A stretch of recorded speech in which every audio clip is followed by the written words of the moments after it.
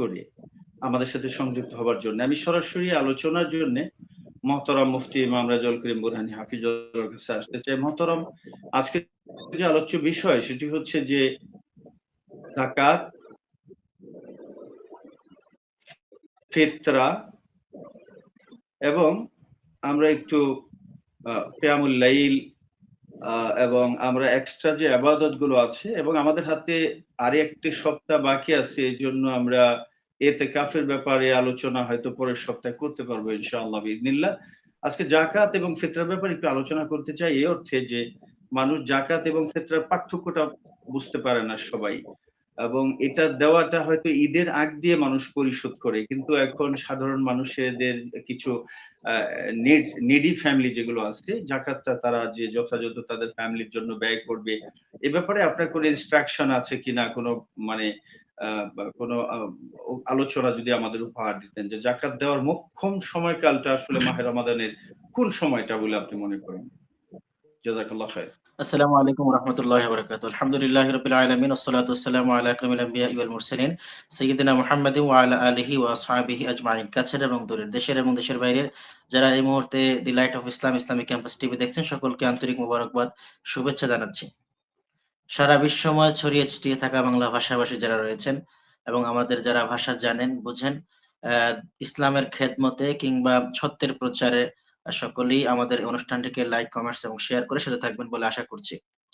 দর্শক শ্রোতা, মাহে রমাদান বাংলাদেশে আজকে ১৭তম রমাদানের তারাবি আমরা আদায় করেছি। আগামীকাল ১৭তম রমাদান।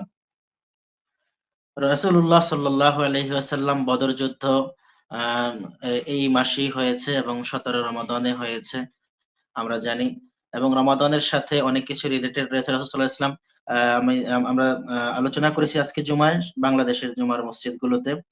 যখন রমাদান কারীমের শেষ দশক আসতো, রাসূল সাল্লাল্লাহু আলাইহি ওয়াসাল্লাম নিজে ইতিকাফের জন্য কোমরে গামছা বেঁধে ফেলতেন, অর্থাৎ প্রস্তুতি নিয়ে ফেলতেন।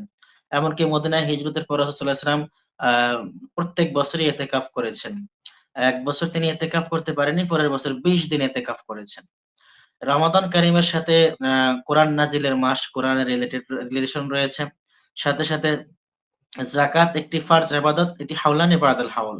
১ বছর অতিক্রান্ত হওয়ার পর যাকাত দেওয়া। যেহেতু মাহে রমাদান কারীম প্রতিটি নফল ইবাদতকে আল্লাহ তাআলা ফরজ সমতুল্য করেন এবং ফরজ ইবাদতগুলোকে আ ৭০ থেকে ৭০০ গুণ এবং আরো বেশি আল্লাহ বাড়িয়ে দেন।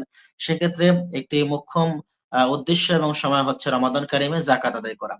ব্যবসায়ীগণ এই সময়টাকে বেছে নিয়েছেন রমাদান কারীমে যাকাত আদায় করার জন্য, এবং মুসলিম উম্মাও এই সুযোগটা খুঁজেন যে আমি রোজাদার যে মুহূর্তে আমি জনগণের কল্যাণে দান করছি, সেটা হচ্ছে যাকাত কিংবা অন্য কোনো আম আ আর্ন থেকে আমি দান করছি।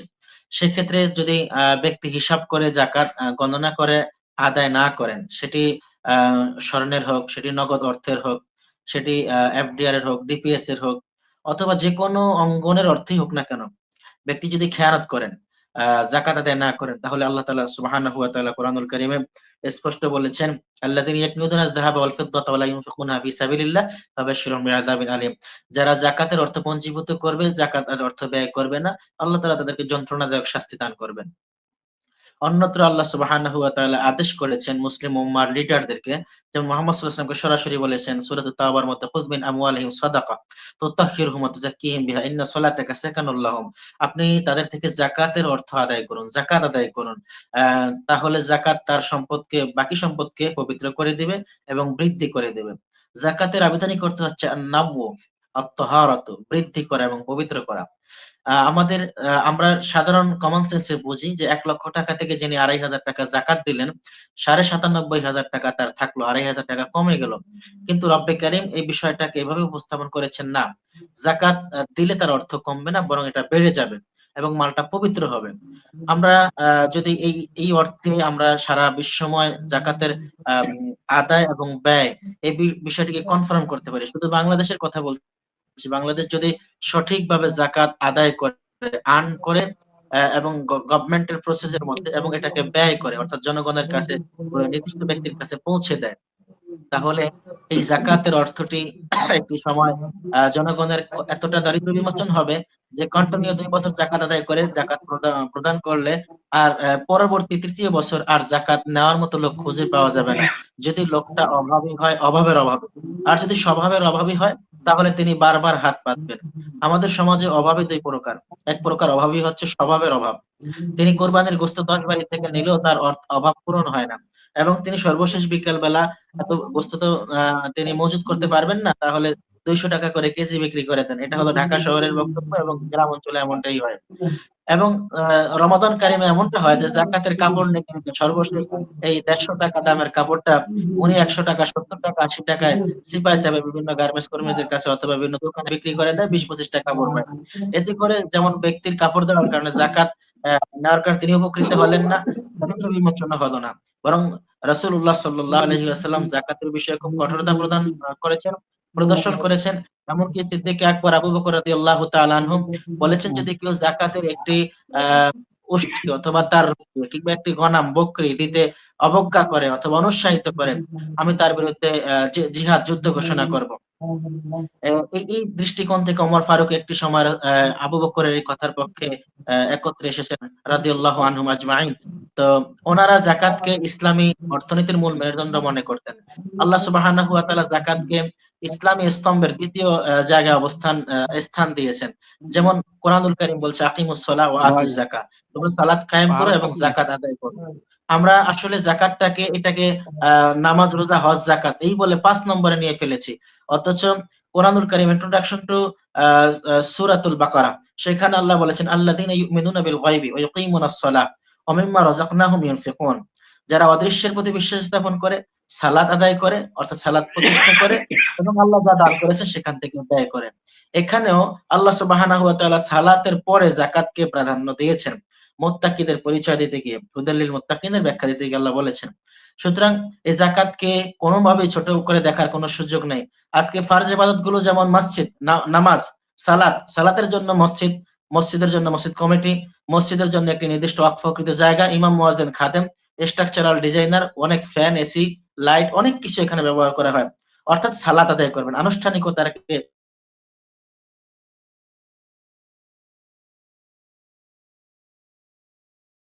পর্যাপ্ত করবেন। এজন্য হজ, নির্দিষ্ট জায়গায় কঙ্কর নিক্ষেপ করা, এ জাতীয় অনেকগুলো কাজ নির্দিষ্ট জায়গায় নির্দিষ্ট ব্যক্তিকে উপস্থিত হয়ে লাব্বাইক বলতে কাজ করতে হয়।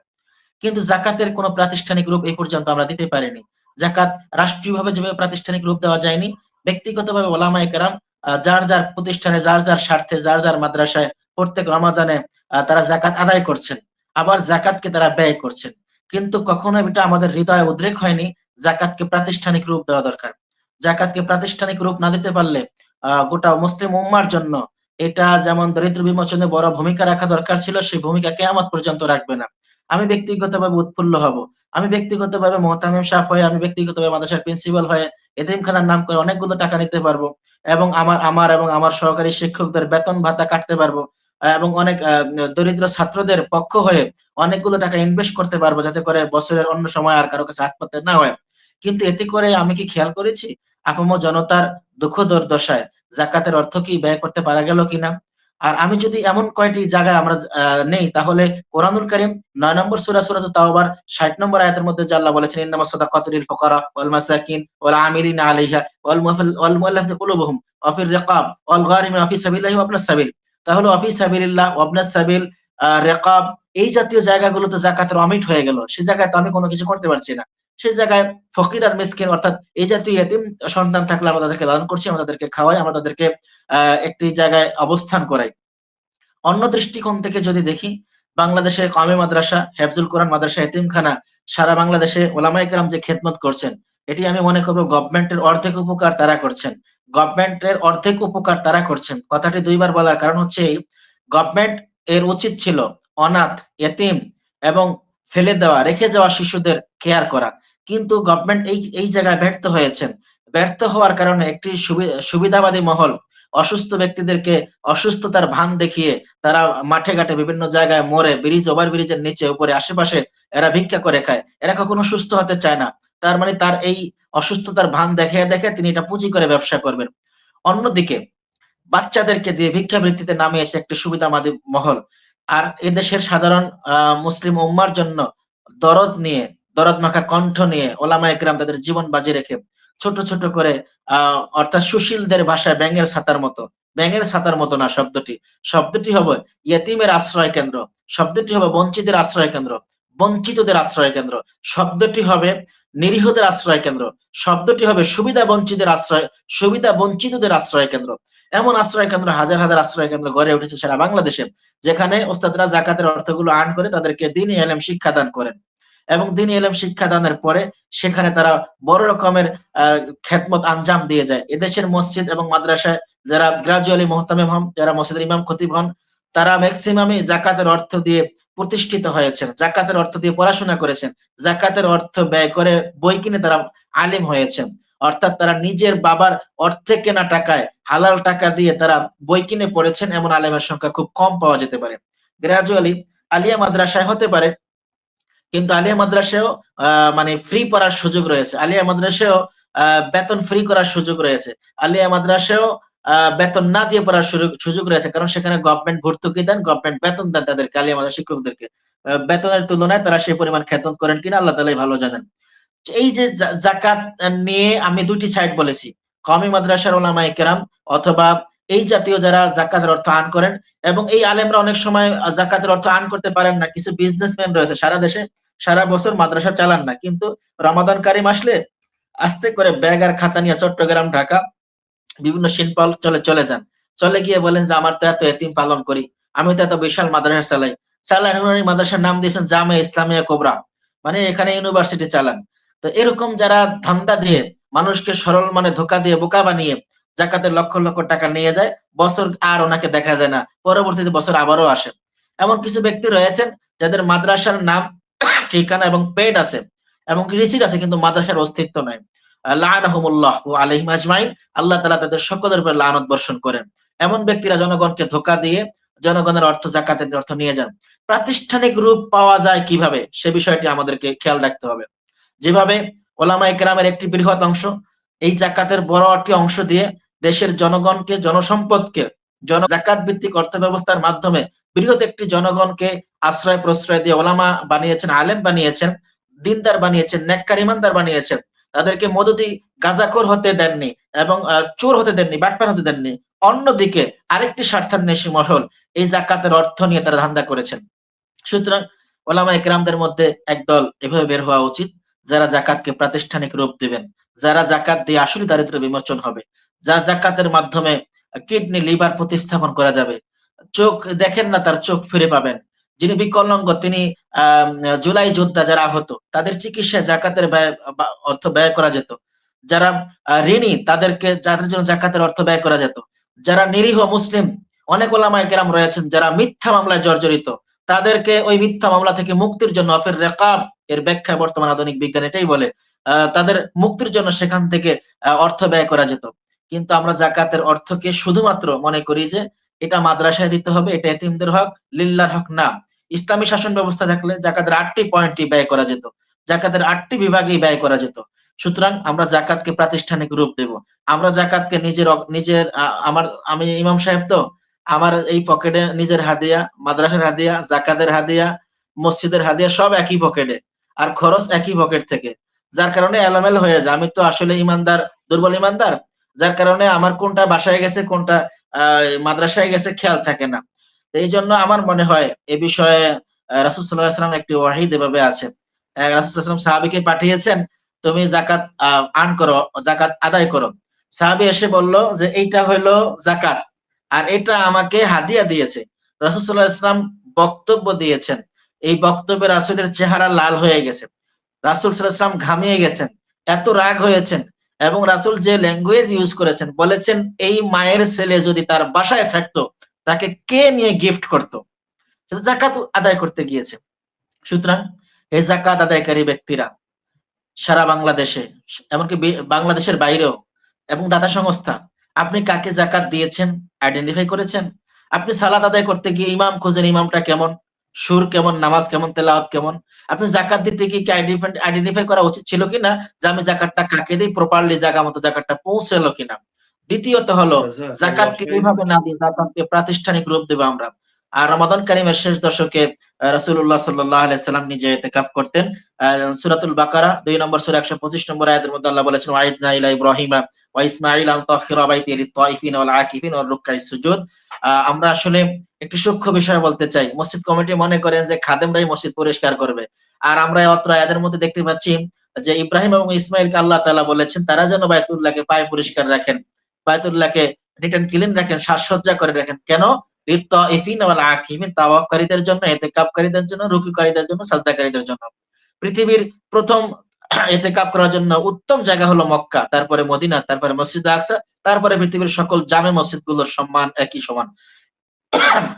আমরা তাওয়াফ শুধু বাইতুল্লাহর সাথে জাযাকাল্লাহ খাইর। রিলেটেড। আমরা এবছর আমরা যারা কথাগুলো শুনছি এবছর আমরা ইতিকাফের নিয়ত করব। লাইলাতুল কদর খোঁজার উদ্দেশ্যে আমরা ইতিকাফ করব ইনশাআল্লাহ, এবং উদ্দেশ্য ব্যক্তিকে যাকাতের অর্থ আমরা পৌঁছে দেব। এবং তার থেকে কোন রকম সিম্পাথি এমপ্যাথি কোনটাই নেব না, কোনটাই কামনা করব না। আল্লাহ তাআলা আমাদের ফরজ ইবাদত যাকাতকে বুঝে শুনে নির্দিষ্ট ব্যক্তি পর্যন্ত পৌঁছানোর তৌফিক দান করুন। আদা মা ইনদি ওয়াল ইলমু ইনদাল্লাহ। আলাইহি তাওয়াক্কালতু ওয়া ইলাইহি উনীব। আসসালামু আলাইকুম ওয়া রাহমাতুল্লাহ। জাযাকাল্লাহ খাইর। অনেক ধন্যবাদ প্রিয় মোহতারাম। চমৎকার করে আপনার উপস্থাপনার জন্য, অত্যন্ত তথ্যবহুল আলোচনা উপহার দেওয়ার জন্য আপনাকে ধন্যবাদ জানাচ্ছি। প্রিয় দর্শক শ্রোতা, অনুষ্ঠানটি সুদূর ইতালির বারি সিটি থেকে সম্প্রচারিত ইসলামিক ক্যাম্পাস টিভিতে উপহার এটি একটি মাহে রমাদানের সওগাত। আজকাল অনেক টেলিভিশনে কথা বলা, টেলিভিশনের যারা কর্তৃপক্ষ তারা খুব ব্যস্ত হয়ে পড়ছেন। তো আমাদের ইসলামিক ক্যাম্পাস টিভি আলহামদুলিল্লাহ এবং আরো ২-১টা